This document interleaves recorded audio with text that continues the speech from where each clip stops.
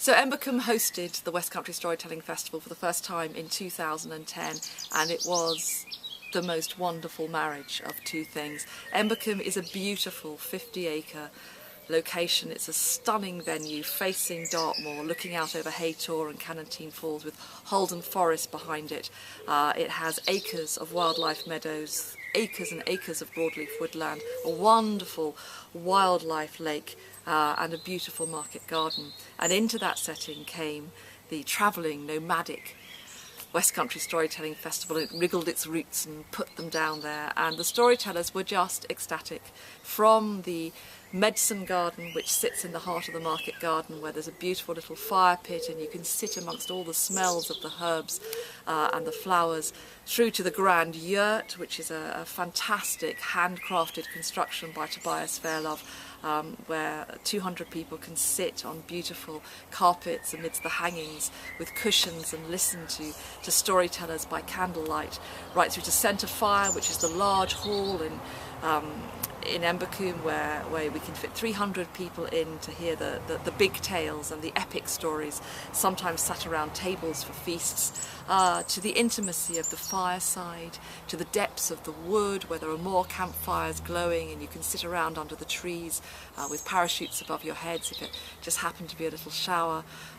We have all of these venues at Embercombe, and stories come alive within them. On top of those, there are a number of venues especially for children.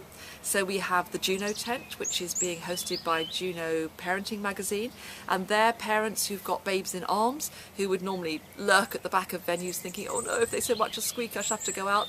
They don't have to, they can stay there. The storytellers will work with whatever happens. They can feel free to change nappies, feed their children, and stories and song will go on with them.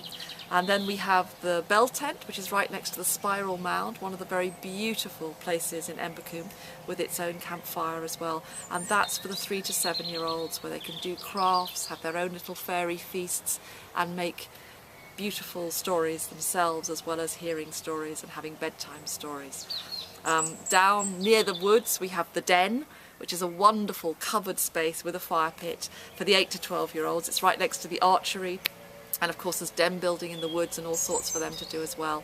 And then we have the O1 for the teenagers. It's a little bit smaller than the O2, but it's in the woods as well, and it's under a giant parachute, their own fire pit. There'll be initiation stories, there'll be ghost stories, there'll be film workshops where they can make their own films of the festival. So something for all ages, lots and lots for all families to do. And the festival always begins with an opening ceremony, it closes with a closing ceremony. On the Sunday night there will be a fire ceremony, and all of those take place in the stone circle, which sits at the heart of Embercombe and is a beautiful sacred space to process to and take a moment to think about the beauty that is around us. And camped right next to the stone circle this year will be the Red Tent, which is a wonderful North Iranian dome-shaped alachik that has been made by a group of women in Devon to be a special place for myth and mystery and meditation.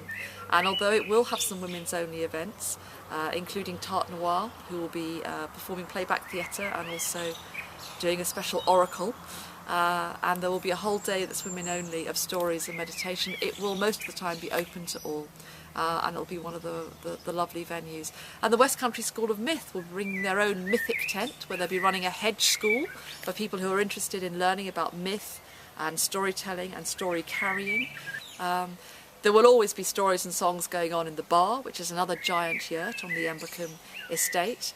And the pirate platform is just outside it, a wonderful open-air platform which will have PA and be amped up, and there'll be all sorts of live music coming from that day and night.